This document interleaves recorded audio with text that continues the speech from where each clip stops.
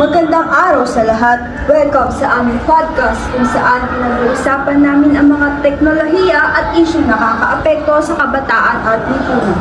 Ako si Thea, kasama si Jaira, Mark Jason, Justin at Trixie.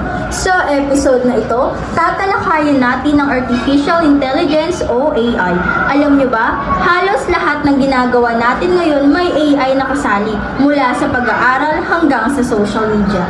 Grabe nga eh. Minsan naiisip ko, baka sa susunod, artificial na intelihensya na ang gagawa ng buong essay ko. Pero seryoso, malaking tulong talaga siya.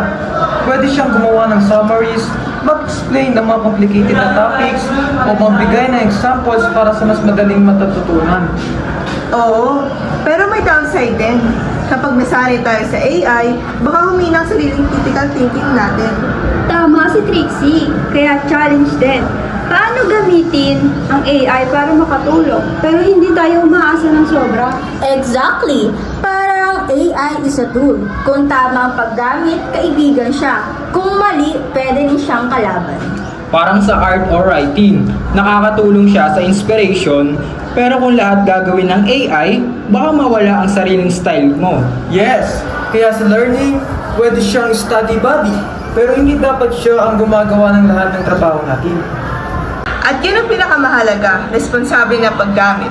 Matututo tayo sa AI, pero huwag nating kalimutan na ang utak natin ang original na powerhouse. Kaya sa huli, ang AI ay parehong kaibigan at hamon. Nasa atin kung paano natin pipiliin ang paraan ng paggamit nito. Kung gagamitin natin ito ng responsable at may kasamang kritikal ang pag-iisip, malaking tulong ito sa ating pagkatuto at sa ating pang-araw-araw na buhay. Tandaan natin, AI is here to assist, not replace. Ang goal natin dapat ay maging produktibo at creative, hindi maging dependent sa technology. At syempre, mahalaga rin na laging updated tayo sa mga bagong tools. Pero may sariling opinion pa rin tayo at sariling style sa trabaho. Kaya sa mga estudyante at kabataan, explore, learn, and use AI wisely. At yan ang message namin sa episode na ito. AI, kaibigan o kalaban, nasa sa atin ang sagot. Maraming salamat sa pakikinig. Hanggang sa susunod na episode ng aming podcast, mga kaibigan.